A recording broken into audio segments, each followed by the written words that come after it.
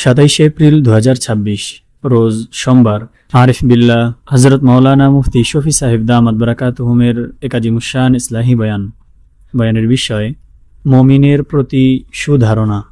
স্থান নবাব ইউসুফ জান জামি মসজিদ, বংশাল, ঢাকা। আউযু বিল্লাহি মিনাশ শাইতানির রাজীম। বিসমিল্লাহির রহমানির রহিম।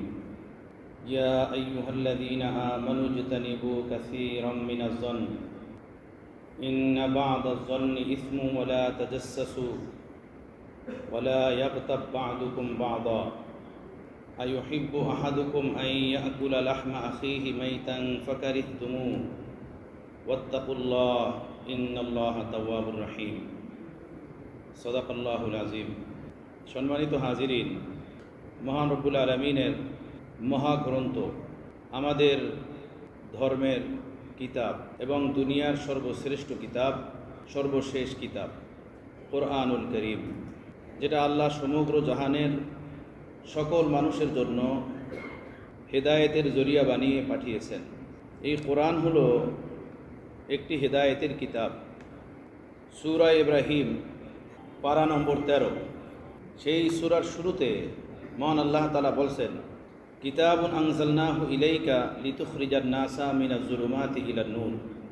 হে নবী, আমি আপনার নিকটে এই কালামুল্লাহ অবতীর্ণ করেছি এই জন্য যাতে মানুষকে তাদের ব্যক্তি জীবনের, সামাজিক জীবনের, রাষ্ট্রীয় জীবনের যত অন্ধকার আছে সেই অন্ধকার থেকে বের করে আলোর পথে নিয়ে আসতে পারেন। অন্ধকার থাকে কিছু ব্যক্তি জীবনের, কিছু থাকে সামাজিক জীবনের, কিছু থাকে রাষ্ট্রীয় জীবনের।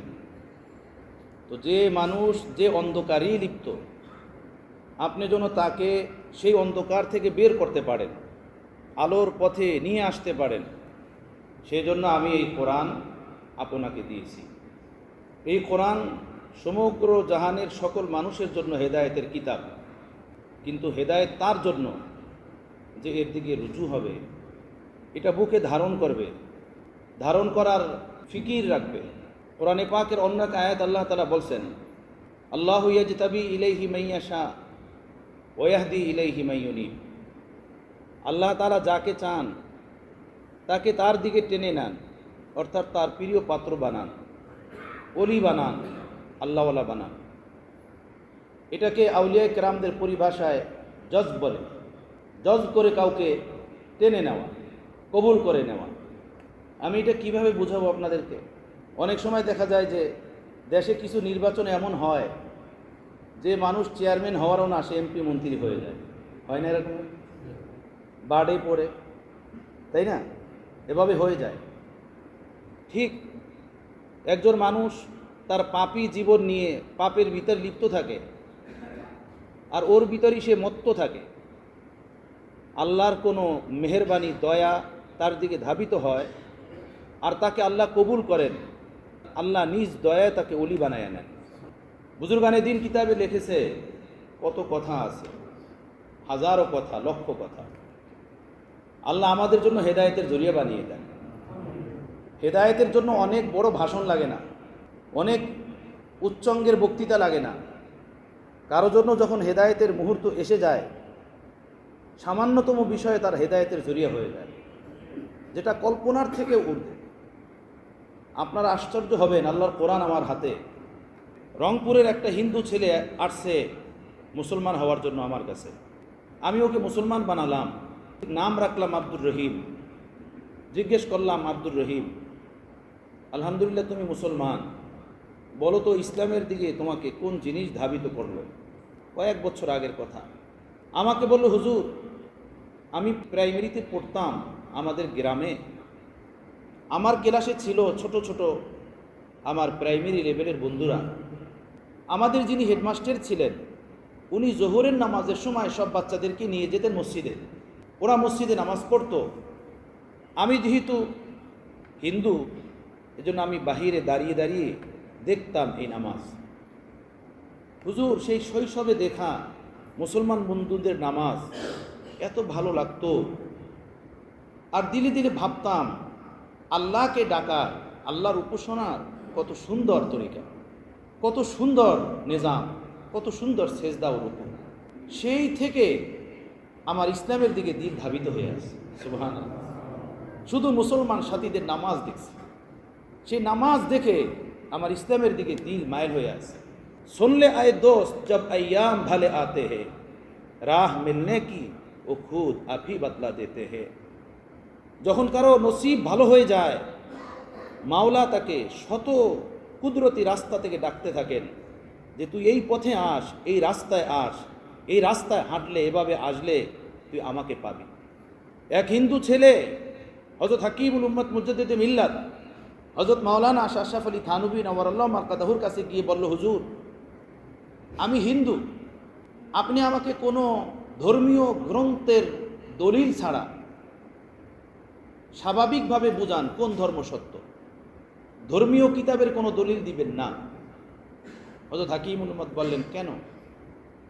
ওই হিন্দু ছেলেটা বলল, এই জন্য যে আমরা হিন্দু, আমাদের কাছে একটা কিতাব আছে, নাম হলো বাইবেল বা গীতা। আমরা আমাদের ধর্মের উপরে সেইটা দিয়ে দলিল দেই যে আমাদের ধর্ম সত্য। খ্রিস্টানরা ইঞ্জিল পড়ে, সেটা দিয়ে দলিল দেয় যে তাদের ধর্ম সত্য। ইহুদিরা তাওরাত পড়ে, সেটা দিয়ে দলিল দেয় যে তাদের ধর্ম সত্য। মুসলমান কোরআন পড়ে, কোরআন দিয়ে দলিল দেয় তাদের সব ধর্ম সত্য। অতএব আপনি আমাকে ধর্মীয় কিতাব ছাড়া আপনি বাহ্যিক কোনো বিষয় দিয়ে বুঝান, আমি কিভাবে বুঝবো কোন ধর্ম সত্য। হযরত হাকিমুল উম্মত থানভী রহমতুল্লাহ আলাইহি এই ছেলের এই কথায় বড় পরেশান হইলেন যে এটা কীভাবে বলবো। এ তো প্রথমেই শর্ত লাগাইছে যে কিতাব থেকে কোনো দলিল দিবেন না। এমন যদি কথা হতো তো কোরআন থেকে 10টা 20টা আয়াত শুনাইয়া দিতাম, হাদিস থেকে 10-20টা হাদিস শুনাইয়া দিতাম, কিন্তু এটা তো শোনানো যাবে না। আমি মনে মনে দোয়া করলাম, আল্লাহ এই ছেলেটাকে আমি কি বলবো? ও তো হেদায়েতের পিপাসা রাখে, ওর অন্তরে হেদায়েতের পিপাসা আছে। আপনি কোনো কথা আমার অন্তরে ঢালেন যে আমি ওর জন্য বলি আর ওর হেদায়েতের জন্য জরিয়া হয়।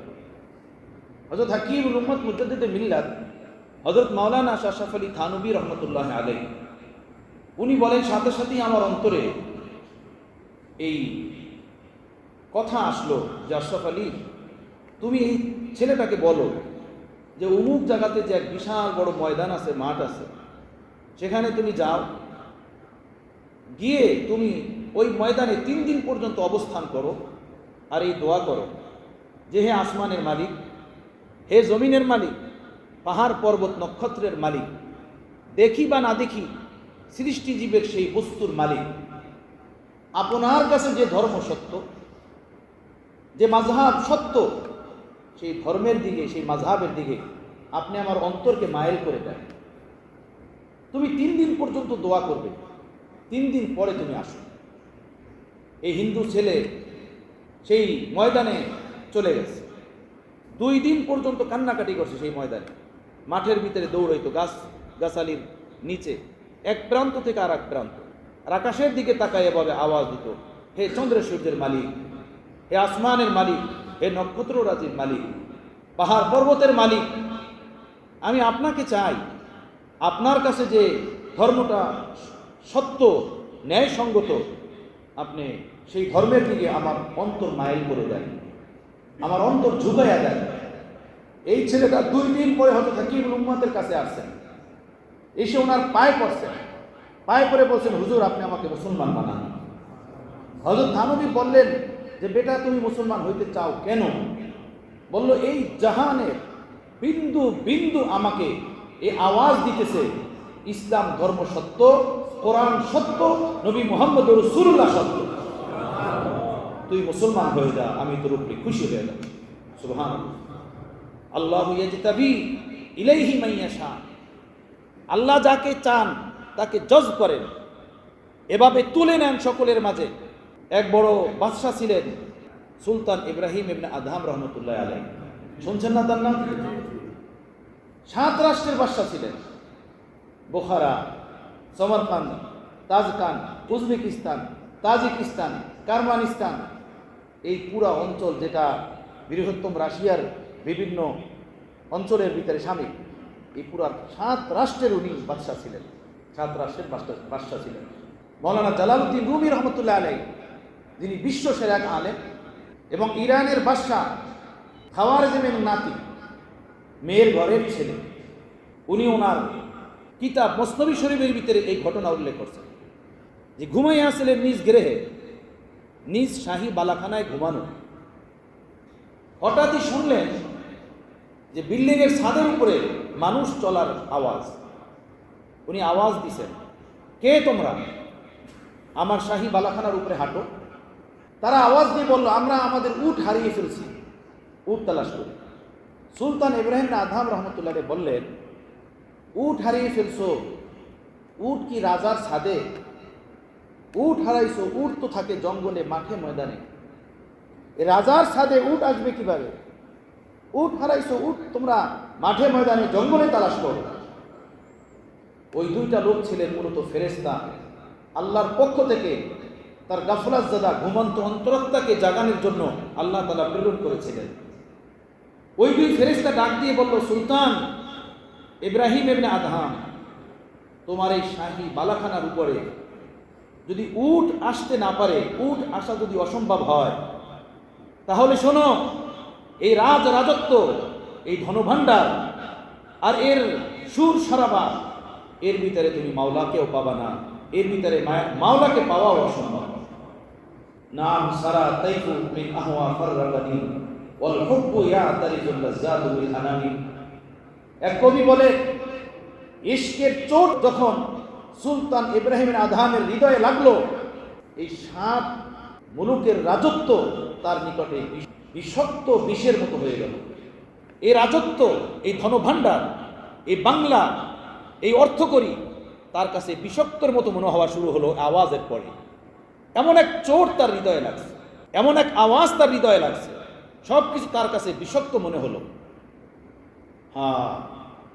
এরপরে কি করলেন উনি? ভাবলেন, এই কয়েকদিনের দুনিয়া, এর ভিতরে পড়ে আমি আমার চিরস্থায়ী আল্লাহকে হারাইতে চাই না, পরকাল হারাইতে চাই না, আল্লাহকে পেতে হবে। মূলত ওই আওয়াজ, ওই ফেরেশতা পাঠানো, এটা ছিল আল্লাহর পক্ষ থেকে ওনাকে জজ করা, টেনে নেওয়া। কথা বুঝতেছেন?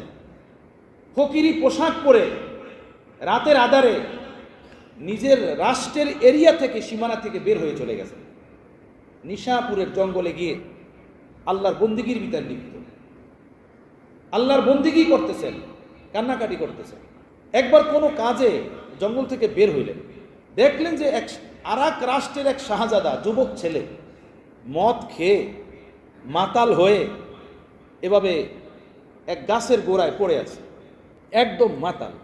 সুলতান ইব্রাহিম আদহাম রহমতুল্লাহ ভাবলেন, আল্লাহর বান্দা এইভাবে পড়ে আছে মাতাল হয়ে, আহা, পুরা বমি দিয়ে পুরা শরীরটা তলানো। উনি ভাবলেন, একটু ধুই, পরিষ্কার করি। সুলতান ইব্রাহিম আদহাম রহমতুল্লাহ পানি আনলেন, এই যুবকের মুখ ধুইলেন। পানি পেয়ে এই যুবক সজাগ হলো, সজাগ হয়ে দেখলো যে সুলতান ইব্রাহিম আদহাম রহমতুল্লাহ তার মুখ ধুইতেছে। ওই যুবক বলল, হুজুর, আপনি আমার মুখ ধোন। বলল, বেটা কি হয়েছে? তোমাকে দেখলাম এই হালাতে, এজন্য আল্লাহর বান্দা মনে করে তোমার মুখ ধুয়ে দিলাম। ওই যুবকের অন্তরে এইটার বড় প্রভাব পড়ল, বড় আসর পড়ল। ওই যুবক বলল, হুজুর, আর কোনোদিন মদ খাবো না, আল্লাহর পথে চলবো, আপনি আমাকে তওবা করান। সুলতান ইব্রাহিম ইবনে আদহাম রহমতুল্লাহ আলাইহি এই যুবক ছেলেটাকে তওবা করালেন।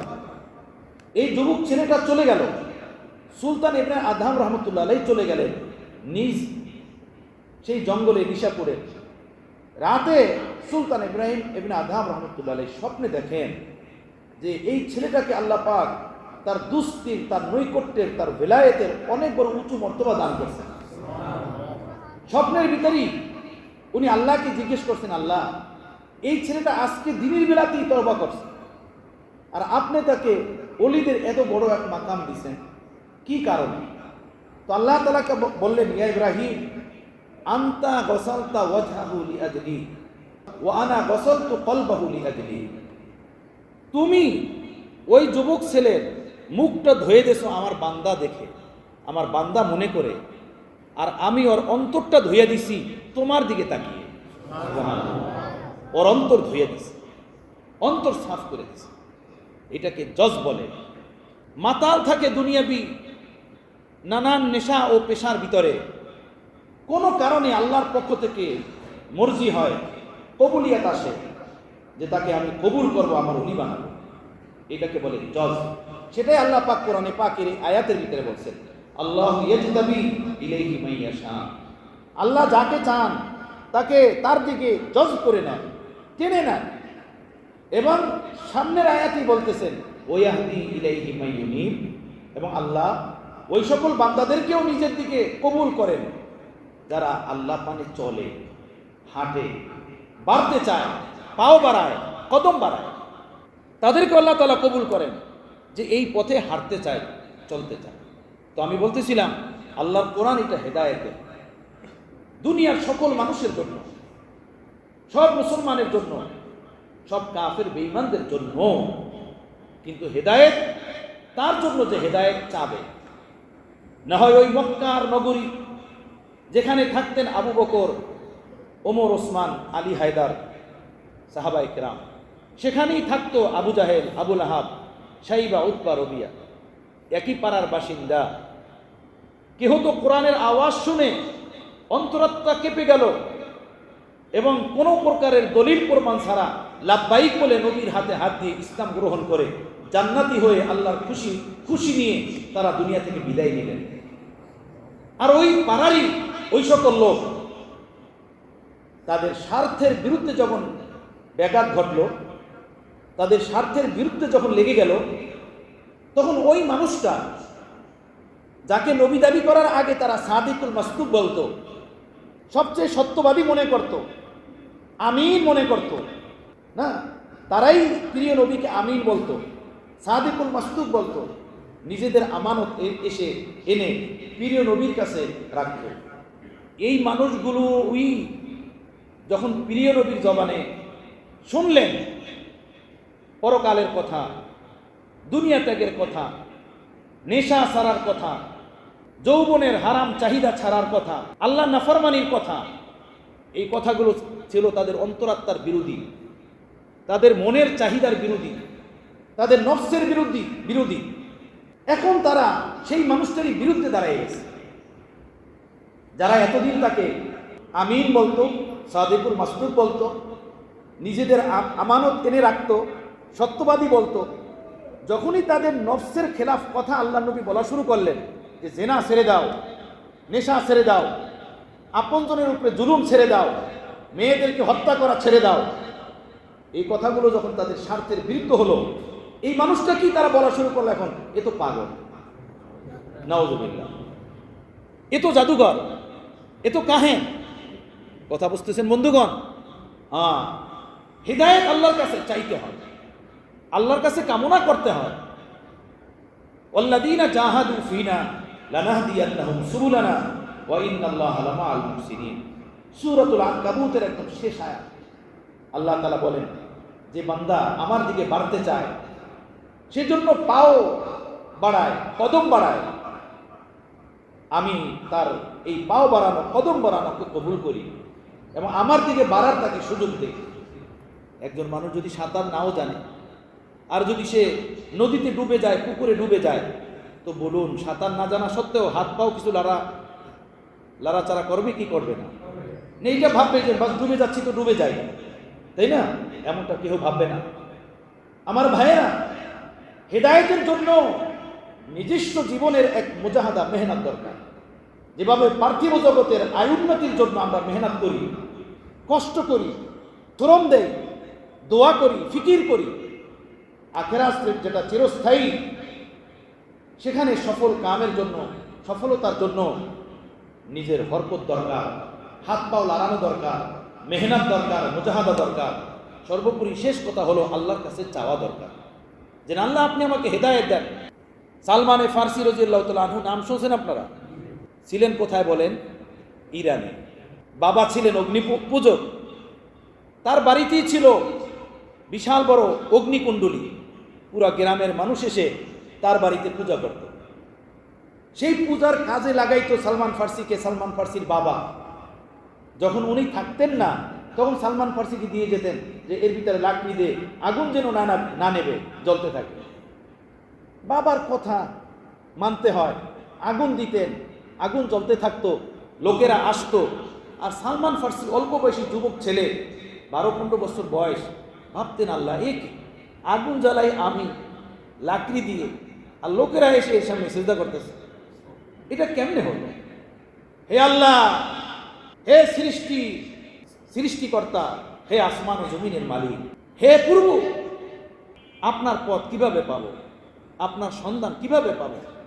এই আগুন তো, এই অগ্নিকুণ্ডলী তো সেজদার জায়গা হতে পারে না, এর সামনে আমি কিভাবে ঝুঁকব? দিলের ভিতরে এক প্রেরণা তৈরি হলো। লম্বা ঘটনা, যা ওনার জীবনীতে এবং সাহাবাদের জীবনীতে উল্লেখ আছে। পুরো ঘটনা বলতে গেলে এই ঘটনার জন্য 2 ঘন্টা সময় দরকার। উনি এই বেদনা নিয়েই ভিতরে জ্বলতেছিলেন যে কিভাবে পাবো হেদায়েত। এই আগুনের পূজা তো করা যায় না, আগুন তো রব হইতে পারে না, আগুন তো সৃষ্টিকর্তা হতে পারে না। এই বেদনায় উনি জ্বলতেছিলেন, পড়তেছিলেন। কথা বুঝতেছেন? হঠাৎই একবার এক খ্রিস্টান পাদ্রীর সাথে তার দেখা। ওই জমানায় ছিল খ্রিস্টান ধর্ম। তার কাছে গেলেন, নিজের কিছু কষ্টের কথা বললেন। ওই পাদ্রী বললেন, সালমান, তুমি যে স্বপ্ন দেখতেছো, সত্য কথা হলো এই, আমাদের ইঞ্জিলের বর্ণনা অনুযায়ী শেষ নবী, যার নাম হবে মুহাম্মদ সাল্লাল্লাহু আলাইহি সাল্লাম, তার আবির্ভাবের সময় একদম নিকটে এসে গেছে। আর আমাদের ইঞ্জিলে আছে যে সেই ব্যক্তি ইয়াসরিব নামক এলাকাতে মক্কা নগরী থেকে হিজরত করে আসবেন। সেখান থেকে তার সাথীদের মাধ্যমে সারা বিশ্বে এই ঈমান ইসলামের খুশবু ছড়ায়া যাবে। আমি তো বুড়ো হয়ে গেছি, জানি না ততদিন বাঁচি কিনা। তুমি তো বেটা যুবক মানুষ, ফিকির করো, নজর রাখো। এই ইরান থেকে যদি কোনো কাফেলা আরব দেশে যাওয়ার থাকে, তৈরি হয়, সেই কাফেলার সাথে শরীক হয়ে যাও। তুমি পেয়ে যাবা সেই রাস্তা, সেই মাকাম যেটা তুমি খুঁজতেছো। সুবহানাল্লাহ। আমার ভাইরা, सुनले आए दोस्त जब अय्याम भले आते हैं, राह मिलने की वो खुदा भी बता देते हैं। আল্লাহর পক্ষ থেকে যখন হেদায়েতের মুহূর্ত এসে যায়, এভাবেই ফয়সালা হয় যেভাবে সালমান ফার্সির জন্য ফয়সালা হয়েছে। হঠাৎই শুনলেন এক ব্যবসায়ী বণিক কাফেলা তার এলাকা থেকে আরবের উদ্দেশ্যে রওনা দিবে। বাবা মা কাউকে বলেন নাই, চুপে চাপে ঘর থেকে বের হয়ে গেছেন সকালবেলা। ওই কাফেলার জন্য রাস্তায় গিয়ে দাঁড়িয়েছিলেন অপেক্ষায় যে তারা আসবে, তাদের সাথে হয়ে যাবে। লম্বা ঘটনা হয়ে গেছেন। সেখান থেকে মদিনায় আসছেন, মদিনার ইহুদিরা কিনে নিছেন, সেখান থেকে মুক্তি হয়েছেন, প্রিয় নবীর দুয়ারে গেছেন, প্রিয় নবী তার মুক্তিপণ দিয়ে কিনে নিছেন। এরপরে আল্লাহ নবী বলছেন, সালমান তুমি আমার ঘরের মানুষ। সুবহানাল্লাহ। কোথায় ইরানের অগ্নি পূজকের ছেলে কোন? সেখান থেকে মদিনায় আল্লাহ তাআলা তাকে পৌঁছে দিয়েছেন। তার দিলের প্রেরণা, তার হেদায়েতের তালাশ, আল্লাহ তাকে উড়াইয়া নিয়ে গেছেন সেখানে। ওয়াল্লাযীনা জাহাদু ফীনা লানাহদিয়ান্নাহুম সুবুলানা। আউলিয়া কেরাম, বুজুর্গানে দ্বীন বলেন, তুমি যে মাওলাকে পাও না, এটা এই জন্যই তুমি মাওলাকে চাও না। তুমি এই দুনিয়াতে চেয়েছো অট্টালিকা, ব্যাংক ব্যালেন্স, তোমার সুস্থতা, তোমার মেয়ের বিয়া, তোমার ছেলে নাই তো ছেলে, মেয়ে নাই তো মেয়ে, তোমার দোকান ও ব্যবসা বাণিজ্য নাই তো তাই। তুমি আল্লাহর কাছে কোনোদিন আল্লাহকে চাও নাই। আল্লাহর কাছে চেয়েছো তো শুধু এই পার্থিব জগতেরই ধন দৌলত, টাকা পয়সা, ব্যাংক ব্যালেন্স চেয়েছো। তুমি আল্লাহকে পাবে কিভাবে? তোমার ভিতরে তো আল্লাহকে পাওয়ার জজবাই নাই, পিপাসাই নাই। আহা আহা, বাংলায় বলে নেমো খারাপ, একটা কথা আছে না, নেমো খারাপ, যারটা খাইলি তারই ক্ষতি করি, নেমো খারাপ। তো আমরা যদি ইনসাফের দৃষ্টিতে ফয়সালা করি, আমরা যে আমাদের বয়স যার যতটুকুই হয়েছে, আজ পর্যন্ত আল্লাহটা খেয়ে দিয়ে এই জমিনে বেঁচে আছি, আল্লাহকে যে কোনোদিন চাইলাম না, ইনসাফের দৃষ্টিতে বলুন তো আমার চেয়ে নেমো খারাপ এই দুনিয়াতে আর কে আছে? আমি শুধু আল্লাহর কাছে দুনিয়াই চেয়েছি, যাই ক্ষণস্থায়ী কয়েকদিনে, কোনোদিন আল্লাহর কাছে আল্লাহকে চাই না, আল্লাহর কাছে আল্লাহকে ফরিয়াদ করি। কি বলবো আমার ভাইরা, আমাদের হিন্দুস্তানের এক বড় বাদশা ছিলেন সুলতান মাহমুদ গজনবী রহমতুল্লাহ আলাইহি। সুলতান মাহমুদ গজনবী নাম শুনছেন? এখন এগুলো শোনার দরকার নাই। হিন্দুরা, ইংরেজরা এমনভাবে ইসলামের ইতিহাসকে বিকৃত করে দিয়েছে। এখন মুসলমানের ছেলেরা স্কুলে কলেজে ভার্সিটিতে সব শয়তানদের ইতিহাস পড়ে, দুষ্টদের ইতিহাস পড়ে। সেখানে মুসলমান রাজাবাদশাদের সঠিক ইতিহাস নাই। যদি দুই একজন এমন থাকে যাদেরকে ইতিহাস থেকে সরানো সম্ভব না, ওই হিন্দু চক্রান্তকারীরা তারা বিকৃত ইতিহাসের দ্বারা সেই মুসলমান রাজাদেরকেও বদনাম করে দিয়েছে। কথা বুঝতেছেন বন্ধুগণ? আল্লাহ আল্লাহ, নিজেদের বাপ দাদাদের ঐতিহ্য জানতে হয়, তখন ঈমান বাড়ে, ইসলাম বাড়ে, যে আমি কার সন্তান, কাদের আওলাদ, আমরা কাদের উত্তরসূরি, কাদের রক্ত আমাদের দেহে, আমাদের অন্তরাত্মার গভীরে প্রবাহিত হইতেছে। এটা জানলে জজবা বাড়ে, ইশক বাড়ে, দিনের পথে কোরবানি ও ত্যাগ দেওয়ার হিম্মত পয়দা হয়। কথা বুঝতেছেন? হ্যাঁ, কিছু মুসলমান আছে তারা ইতিহাস বর্ণনা করে মুসলমানদেরকে সব হিন্দুদের সাথে মিলাই দেখে, সব হিন্দুদের পয়দা। এইসব ইতিহাস বর্ণনা করা, এইসব তাফসীর ঘটনা বর্ণনা করা জায়েজ নয়, হারাম। সেই চিন্তা করলে তো দুনিয়াতে সবই, কেউ কেউ খ্রিস্টান ছিল, কেউ এটা ছিল, কেউ এটা ছিল, তাই না? এই সুলতান মাহমুদ গজনবী রহমতুল্লাহ আলাইহি আমাদের হিন্দুস্তানের বাদশাহ, বড় ন্যায় ও আদের ছিলেন। ওনার বাদশাহী ছিল মূলত আফগানিস্তান এবং কাবুল, ওই অঞ্চলে। উনি এই হিন্দুস্তানকে বিজয় করার জন্য 16 বার সৈন্যবাহিনী নিয়ে আক্রমণ করছেন, 16 বার, কিন্তু বিজয় করতে পারতেছিলেন না, বারবার বাধাগ্রস্ত হইতেছিলেন। ওনার শায়েখ এবং ওনার ওস্তাদ ও পীর হযরত আবুল হাসান খারকানি রহমতুল্লাহ আলাইহি, বড় মানের বুজুর্গ, ওনার কাছে গিয়ে বললেন, হযরত, আমি এতবার চেষ্টা করলাম এই হিন্দুস্তানকে বিজয় করার, কিন্তু পারছি না। শায়েখ আবুল হাসান খারকানি রহমতুল্লাহ বললেন, এই আমার জুব্বা নিয়ে যাও, এইবার যখন আক্রমণের জন্য প্রস্তুতি নিবা, তোমার যুদ্ধের পোশাকের নিচে আমার এই জুব্বা বইল, আমার জুব্বা বইলে যায়। কোরআন শরীফে আল্লাহ পাক আউলিয়াদের বরকতের কথা বলছেন, নবীদের পোশাকের বরকতের কথা বলছেন, আউলিয়াদের আত্মকাহিনী কোরআনে পাকের ভিতরে আল্লাহ তাআলা পুরা কোরআনে বিস্তৃতভাবে বর্ণনা করছেন। কথা বুঝতেছেন? 17তম বার যখন উনি হিন্দুস্তানের উপর আক্রমণ করলেন, ওইবার উনি বিজয় করে ফেলছেন হিন্দুস্তান। সুবহানাল্লাহ। এই সুলতান মাহমুদ গজনবীর এক গোলাম ছিল, খাদেম ছিল, নাম হলো আয়াজ। নাম কি? আয়াজ। বুঝবুদ্ধি ভালো ছিল, এজন্য অনেক মহব্বত করতেন। লম্বা ঘটনা, সারমর্ম হলো এই যে মন্ত্রী পরিষদের লোকেরা এরা হিংসায় পড়ল যে বাদশাহ, আমরা মন্ত্রী এমপি, আমাদের চেয়ে দেখি আয়াজের কথা বেশি শোনে। আয়াজের কথা বেশি শোনে কেন? মন্ত্রীদের মধ্যে এই সন্দেহ তৈরি হলো। বাদশাহ জানতে পারলেন বিষয়টা, সুলতান মাহমুদ গজনবী। উনি চাইলেন যে মন্ত্রীদেরকে জিনিসটা বুঝাইতে, আমি আয়াজকে কেন মহব্বত করি। একবার সুলতান মাহমুদ গজনবী রহমতুল্লাহ আলাইহি দরবারে গেলেন। দরবারে গিয়ে মন্ত্রীদেরকে বললেন যে, হে মন্ত্রী মহোদয়, আজকে একটা বিষয় ঘটতেছে, আমি আমার খাজানার দরওয়াজা খুলে দিছি, আপনারা যান, খাজানা থেকে যার যেটা নেওয়ার সেটা নিয়ে যান, যে যেটা নিবেন সেটার মালিক। সব এমপি মন্ত্রী দৌড়, কুরসি ফালাইয়া রেখা, বাদশাকে ফালাইয়া রেখা সব দৌড়েছে খাজানায়, গুদাম করে দৌড়ে, সবাই যে যেটা পারছেন সেটাকে কবজা করে নিতেছেন। কিন্তু আয়াজ যে খাদেম, ও পাশে বসে রয়েছে, ও যায় না। সুলতান মাহমুদ গজনবী বললেন, আয়াজ বোকা, বেউকুফ, এই দেখ মন্ত্রী মিনিস্টার এরা সব দৌড়ে গেছে, এরা গিয়ে কবজা করতেছে, তুইও যা, গিয়া কিছু নে, কিছু কবজা কর গিয়া। তো আয়াজ বাদশার এই কথা শুনে পাশ থেকে ওইটা পিছনে গেছে, বাদশার পিছনে গিয়ে বাদশার কাঁধের উপরে হাত দিয়েছেন, হাত দিয়া বলছেন, জাহাপনা, আপনি বলছেন যে খাজানার দরজা খোলা, গেট খোলা, আজকে যে যেই জিনিস কবজা করবে, যেই জিনিসের উপরে যে হাত রাখবে সে ওইটা তার, তো আমি আপনার উপরে হাত রাখলাম।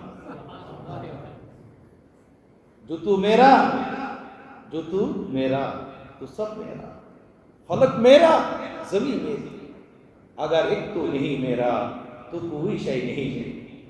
हाँ, ये जहां को ना আপনি যদি আমার হন তো পুরা রাষ্ট্র আমার, পুরো দেশ আমার। আমি একটা জিনিস নিতে চাই না, আমি আপনাকে নিতে চাই। হ্যাঁ, এইটাই বুজুর্গ বলে এই জমিনে যে আল্লাহকে সঙ্গে নিয়ে চলে। রাসূল পাক সাল্লাল্লাহু আলাইহি ওয়াসাল্লাম বলেছেন, মানিত্তাকাল্লাহ আযজা ওয়া জাল সারা বিলাদিহি আমিনা। যার অন্তরের গভীরে আল্লাহর প্রেম থাকবে, এই সারা জাহান তার, সারা দুনিয়া তার, সমগ্র দুনিয়া তার। আল্লাহওয়ালারা এর দিকে কেন তাকান না? এর ভিতরে আছে কি আমাকে বলেন, আমাকে বলেন। এই মাটির উপরে আছে কি? কয়েকটা বাড়ি, কয়েকটা গাড়ি, কয়েকটা নারী। কয়েকটা বাড়ি, কয়েকটা গাড়ি, কয়েকটা নারী। এছাড়া এই দুনিয়ার উপরে কিচ্ছু নাই। একটা বাড়ির হাকিকত কি? একটা নারীর হাকিকত কি? একটা গাড়ির হাকিকত কি বলেন? রাসূল পাক সাল্লাল্লাহু আলাইহি সাল্লাম আল্লাহ পাকের কাছে দোয়া করছেন, আল্লাহু মারিনি হাকাইকাল আশিয়া কামা হিয়া। হে আল্লাহ, প্রতিটা বস্তুর হাকিকত আপনি আমার সামনে খুলে দেন। আমি যদি ডাস্টবিনের ময়লাকে স্বর্ণের স্তূপ মনে না করি, আমি যেন ময়লার টাঙ্কিকে আমি খনি মনে না করি। প্রতিটা বস্তুর হাকিকত আমার সামনে খুলে দেন। সারা দুনিয়া আজকে নারীর পাগল, টিভি বিসিআরের পাগল, ইন্টারনেটের পাগল, অসৎ কুসম্পর্কের পাগল। বলুন, আজ পরিশেষে একটা ছেলে একটা মেয়ে তার ভিতরে আছে কি? পেশাব পায়খানা ছাড়া, মুখের ভিতরে দুর্গন্ধ, নাকের ভিতরে হিঙ্গল, মুখের চোখের ভিতরে কেতর, কানের ভিতরে ময়লা, পেটের ভিতরে পেশাব পায়খানায় ভরা, বগলের ভিতরে গন্ধ, নাভির নিচে দুনিয়ার আবর্জনা। এটা প্রতিটা মানুষের সাথে সম্পৃক্ত। সম্পর্ক কি সম্পর্ক না বলে? প্রতিটা মানুষের ভিতরে এটা আছে। কিন্তু যখন আমরা বাহিরে যাই, নেটের দুয়ারে যখন উলঙ্গ ছবিগুলো দেখি, তখন আর এই দুনিয়া কিছুই স্মরণ থাকে না। তখন ওইটা আসমানের নিচে সবচেয়ে বড় জিনিস ওইটা মনে হয় আমাদের কাছে। কথা বুঝতেছেন? হ্যাঁ, মাওলানা জালালউদ্দিন রুমি রহমতুল্লাহ আলাইহি বলেন, আসরাবে কাহরে চু মস্তি দেহি, নিস্তেহারা সুরতে হস্তি দেহি। আল্লাহ যাকে বরবাদ করতে চান, আল্লাহ যাকে ধ্বংস করতে চান, তাকে এই পার্থিব জগতের নারীদের প্রেমে ফেলে দেয়, সেমরাদের প্রেমে ফেলে দেয়। সেমরাদের সেমরিদের প্রেমে পড়ে সে তার জীবন যৌবনকে বরবাদ করে জিন্দেগিকে আগুন লাগাই দেয়, শেষ করে দেয়। মস্তি, যৌবনের মস্তি, উলঙ্গপনার মস্তি, ফেসবুক ইন্টারনেটের অবাধ মস্তি, হারাম কুসম্পর্কের মস্তি। আল্লাহ যাকে বরবাদ করতে চান তার এর ভিতরে লাগাই দেন। রাত পার করো, সারা রাত, সারা রাত ফেসবুক দেখো, সারা রাত ইউটিউব দেখো, সারা রাত চিটিং করো, এর ভিতরে জিন্দেগি বরবাদ করো। এরপরে পাবা কি? যা আছে তাই পাবা। তুমি যদি ওই নারীকে পেয়ে যাও, তো ওই নারী কাছে যা আছে তোমাকে ওই নারী তাই দিবেন, তাই না? তাই দিবেন। যেটা আছে সেটা তুমিও জানো কি আছে, কি আছে। আমার বন্ধুগণ, আল্লাহ আমাদেরকে বোঝার তৌফিক দান করে। এই দুনিয়ার উপরে কিচ্ছু নাই। এই জন্য নবীরা কোনোদিন আল্লাহর কাছে দুনিয়া চান নাই।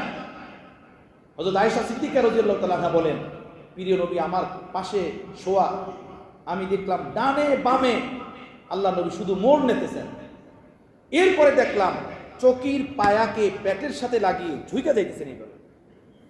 আমি বললাম, ইয়া রাসূলুল্লাহ, বিষয়টা কি? বলল, আয়েশা, ক্ষুধার তাড়নায় ঘুম আসে না, পেটে এমন যন্ত্রণা যে চকির পায়া পেটে লাগিয়ে আমি ব্যথাকে নিবারণের চেষ্টা করতেছি। হযরত আয়েশা সিদ্দিকা বলেন, ইয়া রাসূলুল্লাহ, এই উহুদ পাহাড় যা আল্লাহর নবীর কামরা থেকে তাকাইলে মসজিদে নববীর পূর্বে দিকে স্পষ্ট দেখা যায় এখনো, এই উহুদ পাহাড় আমার ঘরে জিবরাইল এসে আপনাকে বলছে, ইয়া রাসূলুল্লাহ, আপনার কি পার্থিব জগতের ধন ও দৌলত দরকার? তাহলে এই উহুদ পাহাড় আল্লাহ তাআলা আপনার জন্য স্বর্ণ বানিয়ে দিবে। আল্লাহ তো আপনাকে দিতে চেয়েছেন, আপনি নেন না কেন? আল্লাহর নবী বলেন, আয়েশা রে, না, আমি আল্লাহর কাছে এই পার্থিব জগতের দুনিয়া কোনোদিন চাবো না, যাতে আমার নাদান মূর্খ উম্মতরা পরবর্তীতে আমার সুন্নত মনে করে তারাও অট্টালিকা, ব্যাংক ব্যালেন্স, টাকা পয়সা চাওয়া শুরু না করে। আমি আমার উম্মতের হেদায়েতের জন্য কষ্ট করে গেলাম, আমি আল্লাহর কাছে দুনিয়া চাবো না। আমার ভাইরা, এই দুনিয়াতে আছে কি বলুন? কি আছে? রাজার রাজগতিতে কি আছে? শিল্পপতির শিল্পত্বের মধ্যে কি আছে বলেন? কি আছে? যখন আমি এখানে থাকবো না, এরপরে আর এখানে কি হবে? হ্যাঁ, এজন্য ওই বুজুর্গ বলেন, জুতু মেরা তু সব মেরা, ফলক মেরা জমি মেরি, আগার একটু নেহি মেরা তু কোই সেই নেহি মেরি। হে আল্লাহ, আপনি যদি আমার হন তো আসমানও আমার, জমিনও আমার। আর আপনি যদি আমার না হন, এই জমিনে আমার কেহ না। এই জমিনে আপন জন জোতা মারে, আপন জন তলোয়ার নিয়ে লড়ায়। ওই বিবি বাল বাচ্চা যাদের জন্য জীবন যৌবন সব ফেদা করে দেওয়া হয়, তারাও দেখা যায় একটা মুহূর্ত আসে ঘর থেকে ধাক্কা দেয়, উল্টা কথা বলে, ধমকের সুরে কথা বলে। যাদের জন্য আমরা আমাদের জীবন যৌবন সব বিলীন করে দিই, তারাও ধমকের সুরে কথা বলে। হায়, এতটুকু সময় যদি আল্লাহর প্রেমে ব্যয় করে দিতাম, আল্লাহর ওলি হয়ে কবর যেতে পারতাম। আমার ভাইয়েরা, কোরআন হেদায়েতের কিতাব, হাজারো কথা, কোরআনের এত বরকত। আমি আপনাদের সামনে সূরাতুল হুজরাত পারা নম্বর 26, এই 26তম পাড়ার 3 নম্বর সূরা এটা।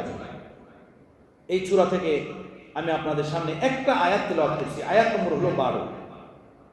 এই সূরাতুল হুজরাত, এই সূরার ভিতরে 18টি আয়াত আছে, 2টি রুকু আছে। এই সূরার নাম হলো সূরাতুল হুজরাত। হুজরাত হলো হুজরাতুনের বহু বচন। হুজরাতুন এক বচন, এর বহু বচন হলো হুজরাত।